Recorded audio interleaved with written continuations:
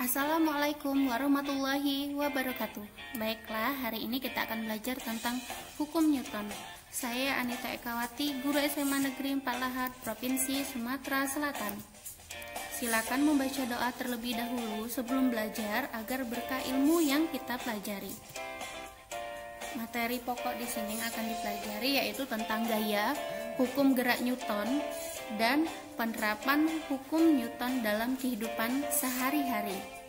Ingat ya, di bab hukum Newton ini akan berhubungan dengan materi-materi yang sudah kita pelajari sebelumnya.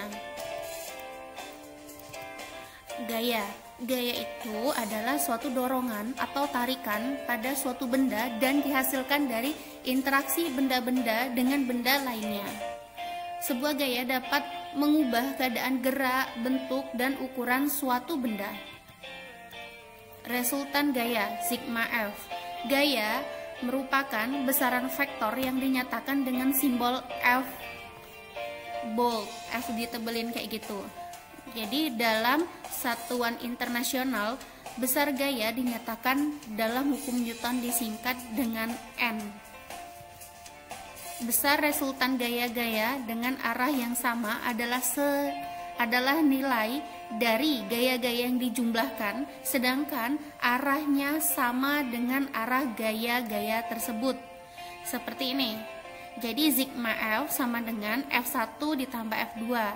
Kenapa dia ditambah? Karena arahnya di sini sama.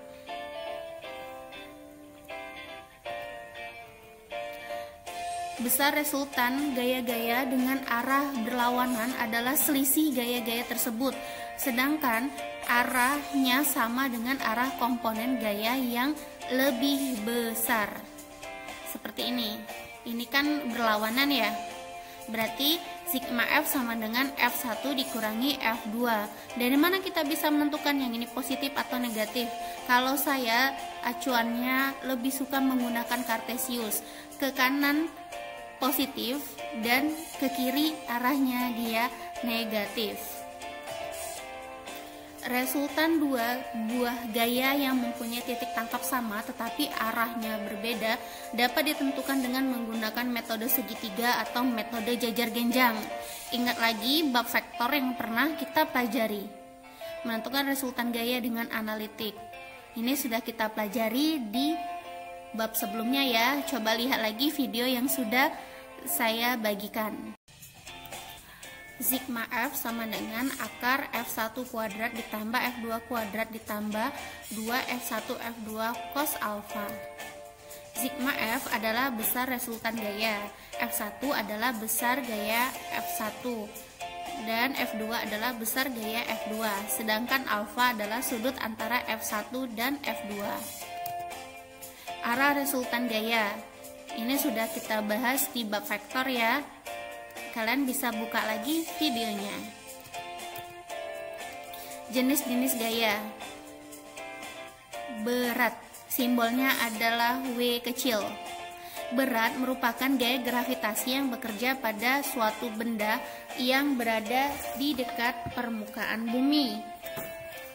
Nilai berat adalah perkalian antara massa benda dengan percepatan gravitasi. Sebenarnya di SMP kalian sudah belajar. Massa itu adalah banyaknya materi dalam suatu benda yang besarnya selalu tetap dan merupakan besaran skalar. Jadi massa itu tidak akan pernah berubah dimanapun dia diletakkan. Mau di bumi, mau di bulan, mau dimanapun massa tidak akan pernah berubah. Yang berubah adalah berat karena dipengaruhi oleh gravitasi. Semakin tinggi permukaan suatu benda, maka gravitasinya akan semakin kecil. Semakin dia mendekati inti bumi, maka gravitasinya pun akan semakin besar. W itu adalah besaran vektor. Jadi berat benda itu bisa berubah-ubah karena dipengaruhi oleh gravitasi. Sementara massa ini tadi kan adalah besaran skalar, jadi dimanapun dia tidak akan pernah berubah. gaya normal. Gaya normal adalah gaya kontak yang bekerja dengan arah tegak lurus terhadap bidang sentuh jika dua benda saling bersentuhan satu sama lainnya. Lihat, ini benda A dan B, ini nempel ya, bersentuhan. Jadi ini gaya normalnya. Sama juga kayak gini, bendanya miring, dia tetap arahnya tegak lurus dengan bidangnya. Atau kayak gini posisinya, gaya normalnya akan seperti ini, dia akan tetap tegak lurus dengan bidangnya. Ini tidak harus di tengah ya, boleh di sini, di sini, di sini. Yang nanti harus di tengah itu adalah W untuk berat. Gaya gesekan. Gaya gesekan adalah gaya yang menghambat gerak benda. Nah, ini adalah lantai sama lemari. Nah, ini kalau digambarkan gaya gesekannya ini. Besar gaya gesek itu rumusnya F sama dengan mu dikali N. Gaya gesekan itu dibagi menjadi dua, gaya gesekan statis dan gaya gesekan kinetis. Posisi seperti ini orang mendorong lemari tidak bisa mendorongnya. Di sini lemari ini punya gaya gesekan statis antara lemari dengan lantainya. Di sini ada gaya gesekannya antara lemari sama lantai.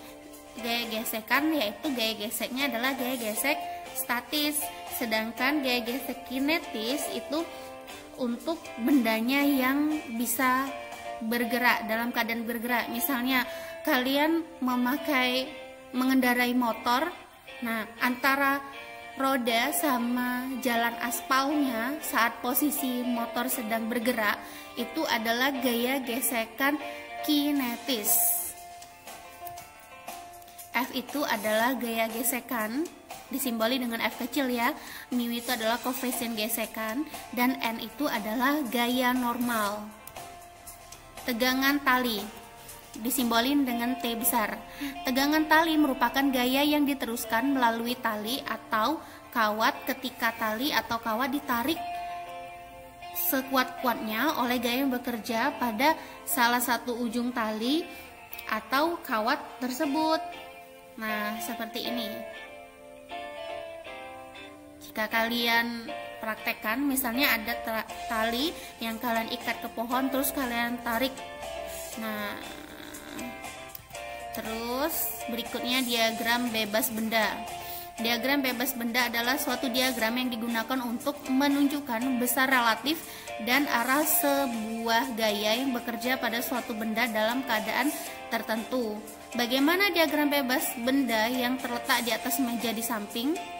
Nah, benda yang di atas ini, misalnya ada benda kayak gini, buku atau apa kayak gitu. Nah, benda di atas meja tersebut posisinya adalah diam, sehingga benda mengalami gaya berat dan gaya normal. Jika ini diproyeksikan jadinya seperti ini. Ingat ya, gaya normal itu adalah gaya yang tegak lurus dengan bidang, sedangkan gaya berat itu arahnya selalu ke bawah menuju ke pusat bumi. Berikutnya hukum gerak Newton. Hukum gerak Newton itu ada 3, hukum 1 Newton, hukum 2 Newton, dan hukum 3 Newton. Hukum 1 Newton yaitu sebuah benda yang diam cenderung tetap diam dan sebuah benda yang bergerak cenderung tetap bergerak dengan kecepatan tetap dan arah yang sama atau bergerak lurus beraturan jika tidak ada gaya yang tidak seimbang bekerja padanya. Secara matematis, hukum 1 Newton disimbolin dengan sigma F sama dengan 0.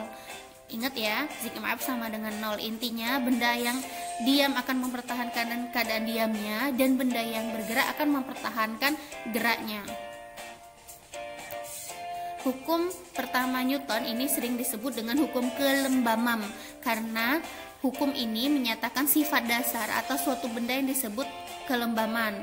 Sifat kelembaman suatu benda adalah kecenderungan benda untuk mempertahankan keadaan geraknya, yaitu tetap diam atau bergerak lurus beraturan. Hukum 2 Newton. Percepatan suatu benda yang dihasilkan oleh suatu resultan gaya atau gaya-gaya yang tidak seimbang adalah berbanding lurus dengan resultan gaya, searah dengan resultan gaya, dan berbanding terbalik dengan massa benda. Jadi rumusnya sigma F itu setara dengan A. rumus hukum 2 Newton itu adalah sigma F sama dengan M dikali dengan A. Nah, di sini A ini nanti bisa kembali berhubungan dengan rumus yang sudah kita pelajari di bab sebelumnya, yaitu GLB, GLBB, dan yang lain-lainnya. Nah, sigma F ini adalah resultan gaya, M adalah massa benda, A adalah percepatan benda. Hukum 3 Newton. Untuk setiap gaya aksi terhadap gaya reaksi yang sama dan berlawanan, secara matematis rumus hukum 3 Newton itu F aksi sama dengan min F reaksi. Contohnya, jika kalian melakukan lomba tarik tambang, aksinya adalah menarik, reaksinya adalah tertarik atau ditarik kayak gitu. Atau contoh sederhananya lagi, kalian meninju sebuah tembok, maka aksinya kan kalian meninju. Nah, reaksinya itu adalah rasa sakit yang diberikan tembok kepada kalian. Dengan catatan arahnya berlawanan. Penerapan hukum Newton. Gerak benda pada bidang datar licin.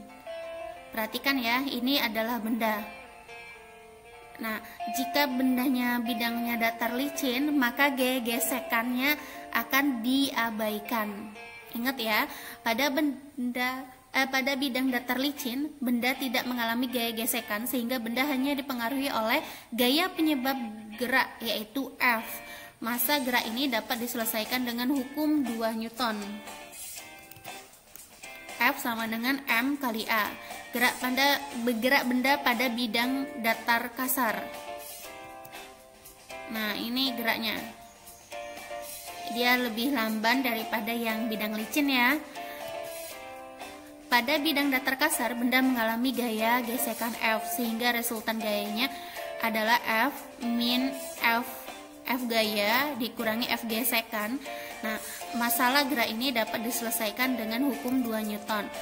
F gaya dikurangi gaya gesekannya sama dengan M dikali A. Di sini tidak ada F min F gesekan ya, karena dia bidangnya adalah licin, jadi gaya geseknya diabaikan. Sedangkan kalau permukaannya kasar, maka ada gaya gesekannya dan berlawanan arah dengan arah F-nya. Ini kan arah F-nya ke sini ya, maka gaya gesekannya ini akan berusaha menahan di sini, berlawanan arah dengan arah gayanya.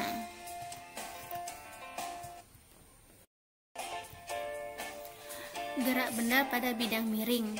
Untuk menyelesaikan permasalahan dinamika yang berhubungan dengan gerak benda pada bidang miring, buat diagram bebas benda pada bidang miring tersebut. Ingat, benda tidak mengalami gaya gesekan untuk bidang miring licin dan benda mengalami gaya gesekan untuk bidang miring yang kasar. Berdasarkan diagram bebas benda tersebut, gunakan hukum 1 Newton jika benda diam pada bidang miring, dan gunakan hukum 2 Newton jika benda bergerak pada bidang miring. Contoh diagram bebas benda pada bidang miring. Ini licin dan ini kasar. Nah, di sini perbedaannya ada di sini. Jika licin dia tidak punya gaya gesekan, sedangkan jika kasar dia punya gaya gesekan. Ini kan benda ini kan akan terdorong ke bawah ya F-nya, yaitu di sini digantikan dengan W sin alfa, sedangkan gesekannya arahnya ke sini, berlawanan dengan arah gayanya. Ingat ya, berat benda itu arahnya selalu ke bawah dan gaya normal itu selalu tegak lurus dengan bidang. Ini bidangnya, ini benda, berarti ini harus tegak lurus dengan benda, sedangkan W itu selalu arahnya menuju ke pusat bumi. Gerak benda pada katrol licin. Katrol. Nah, di sini masalah dinamika yang berhubungan dengan gerak benda pada katrol licin dapat diselesaikan dengan hukum 2 Newton. Ini massa benda 1, massa benda 2, ini tegangan tali benda 1, tegangan tali benda 2, ini berat benda 1, ini berat benda kedua yang arahnya ke bawah. Ingat ya, ini gerak benda pada sumbu Y. Sigma Fy sama dengan M dikali A. di mana W2 dikurangi T ditambah T min W1 sama dengan M dikali A. Tantangan buat kalian, coba kalian cari persamaan percepatan pada katrol, diskusikan hasil jawaban kalian saat KBM berlangsung. Berat benda dalam lift.